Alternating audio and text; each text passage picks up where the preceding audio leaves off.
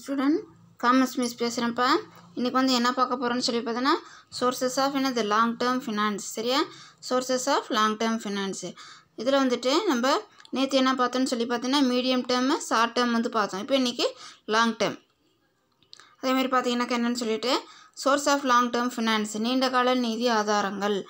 Long term source of fund refer to those sources which are required by the business firm for a period exceeding 5 years. The various sources of long-term business finance are briefly explained below அப்படிங்கிறாங்க. சரியா, நீ 5 ஆண்டுகளுக்கு மிகையான காலத்துக்கு வழங்கப்படும் நிதிகளுக்கு நீண்ட கால நிதிகள் என்று பெயர். சரியா, 5 வருஷத்துக்கு மிகையா குறையில்லாமல் என்ன பண்ணுறாங்க அதை வந்து கொடுத்தாங்கனாக்கா அதுக்கு பேர் என்னன்னு பார்த்தீங்கன்னா லாங் டேர்ம். மிகையான காலத்திற்கு வழங்கப்படும் நிதிகளுக்கு நீண்டகால நிதிகள் என்று பெயர்.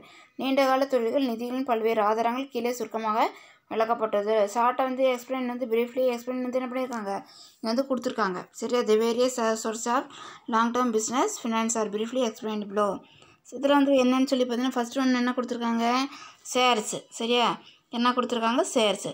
Corporate enterprises generally obtain capital mainly from share from share capital which is divided into small unit called shares அப்படிங்கிறாங்க. சரியா, each share has a nominal value. சரியா, அதே மாதிரி nominal value. The Indian Companies Act 2013 describe a share to be a share in the share capital of a company. The person holding a share is called shareholder. சரியா, shareholder who has the interest in the asset and profit of the companyங்கிறாங்க. பங்குகள். சரியா, பங்குகள் shares. நிறுவனங்கள் தங்களுக்கு தேவைப்படும் பெருமளவு முதல் நிதியை பங்குகள் மூலமாக திரட்டுகிறது. கம்பெனி வந்து கார்ப்பரேட் என்டர்பிரைசஸ் என்ன பண்ணுறாங்கன்னா தனக்கு தேவைப்படக்கூடிய கேபிட்டல் வந்து எப்படி வந்து கலெக்ட் வந்து பண்ணுறாங்கன்னு சொல்லி பார்த்தீங்கன்னா பங்குகள் மூலமாக ஷேர்ஸ் மூலமாக என்ன பண்ணுறாங்க அவங்க வந்து கலெக்ட் வந்து பண்ணுறாங்க அப்படிங்கிறாங்க. சரி, அவைகளை சிறு சிறு அலகுகளாக பிரித்து பங்குகள் வடிவில் பொதுமக்களுக்கு வெளியிட்டு அதன் மூலம் நிதியை பெறுவது ஆகும். அதை வந்து என்ன பண்ணுறாங்கன்னா ஸ்மால் யூனிட்டை என்ன பண்ணுறாங்க அதை வந்து டிவைட் வந்து பண்ணி அதை என்ன பண்ணுறாங்க அதை வந்து கலெக்ட் வந்து பண்ணுறாங்க. பிரித்து பங்குகள் வடிவில் ஷேரோட ஒரு ஸ்ட்ரக்சரில் என்ன பண்ணுறாங்க அதை வந்து கலெக்ட் வந்து பண்ணுறாங்கங்கிறாங்க பொதுமக்களுக்கு. அதே மாதிரி அவைகளை சிறு சிறு அளவாக பிரித்து பங்குகள் வடிவில் பொதுமக்களுக்கு வெளியிட்டு அதன் மூலம் நிதியை பெறுவதாகும். பப்ளிக் வந்து என்ன பண்ணுறாங்க இஷ்யூ வந்து பண்ணி அது மூலமாக ஷேர் கேபிட்டல் என்ன பண்ணுறாங்க கலெக்ட் வந்து பண்ணுறாங்க. ஒவ்வொரு பங்கிற்கும் ஒரு பெயரளவு மதிப்புண்டு. அதே மாதிரி each share has a nominal value. ஒவ்வொரு ஷேர்ஸ்க்கு என்ன வந்து இருக்குது நாமினல் வேல்யூ வந்து இருக்குதுங்கிறாங்க. இந்திய நிறுவன சட்டம் 2013 படி பங்கு மூலதனத்தின் ஒரு சிறு அலகு பங்கு என அழைக்கப்படுகிறது. சரியா, ஒரு குறிப்பிட்ட அளவு ஸ்மால் ஷேர்ஸை தான் என்னன்னு சொல்கிறாங்கன்னு பார்த்தீங்கன்னாக்கா பங்கு மூலதனத்தோட ஷேர் கேபிட்டலோட ஒரு ஸ்மால் யூனிட்டை தான் என்னன்னு சொல்கிறாங்க ஷேர்ஸ் அப்படிங்கிறாங்க. சரியாப்பா, அதே மாதிரி பங்குகளை வாங்கினால் பங்குதாரர் என அழைக்கப்படுகிறார். பங்குகளை வந்து வாங்கினவங்க என்னன்னு சொல்லி சொல்கிறாங்கன்னு பார்த்தீங்கன்னாக்கா அவங்களே என்னன்னு சொல்லி சொல்கிறாங்க ஷேர் ஹோல்டர் அப்படின்னு வந்து சொல்கிறாங்க. ஓகேவா, அதே மாதிரி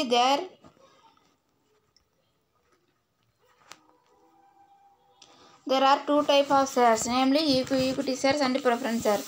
அவருக்கு நிறுவனத்தின் சொத்துக்களிலும் நிறுவனம் ஈட்டும் லாபத்திலும் உரிமை உண்டு. அவருக்கு வந்து என்ன இருக்குதுன்னாக்கா அந்த கம்பெனியோட அசட்லேயும் அதே மாதிரி லாபத்துலையும் என்ன இருக்குது அவங்களுக்கு வந்து ரைட்ஸ் வந்து இருக்குதுங்கிறாங்க. அப்போ பொதுவாக பங்குகளை இரு பெரும் பிரிவுகளாக பிரிக்கலாம். அதே மாதிரி ஷேர்ஸ் என்ன பண்ணாங்க 2 பிரிவாக வந்து பிரிக்கிறாங்க. ஒன்று நேர்மை பங்குகள் முன்னுரிமை பங்குகள். ஒன்று என்னது ஈக்விட்டி ஷேர், இன்னொன்று ப்ரெஃபரன்ஸ் ஷேர்ஸு. சரியா, அதே மாதிரி பார்த்தீங்கன்னா நெக்ஸ்ட் என்னன்னு சொல்லிட்டு the fund rise by issuing equity share is termed as equity share capital. Equity share is the most important source of raising long term capital by a company. சரியா, these shares do not carry any special or preferential right in the matter of payment of annual dividend and repayment of capital at the time of winding up. Equity shareholder enjoy more voting right in proportion to number of shares held by them. Those they taken part in the management of the companyங்கிறாங்க. நேர்மை பங்குகள்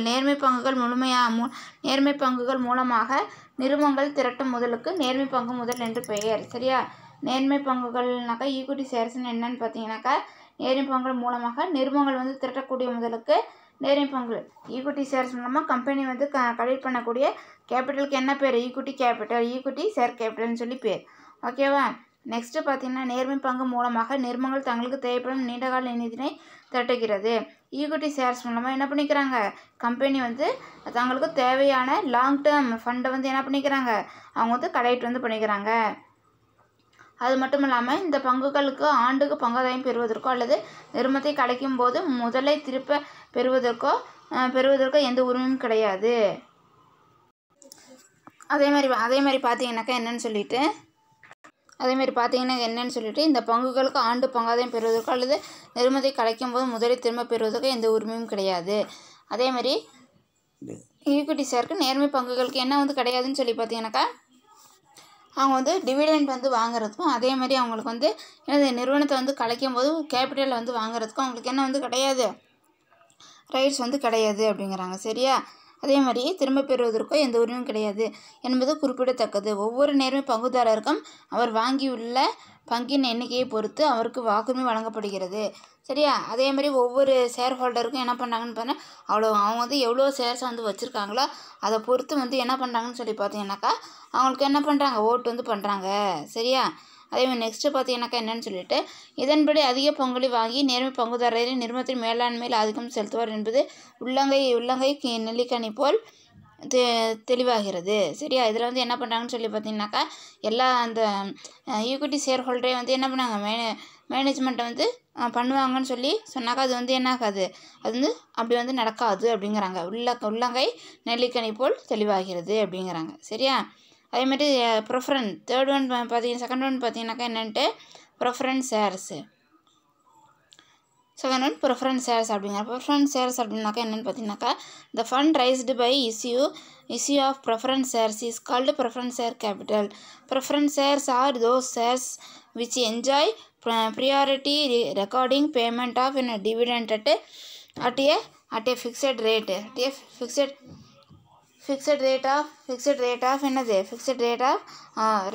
out of their net profit of the company. They will get their dividend every year before any dividend is paid to equity shareholder.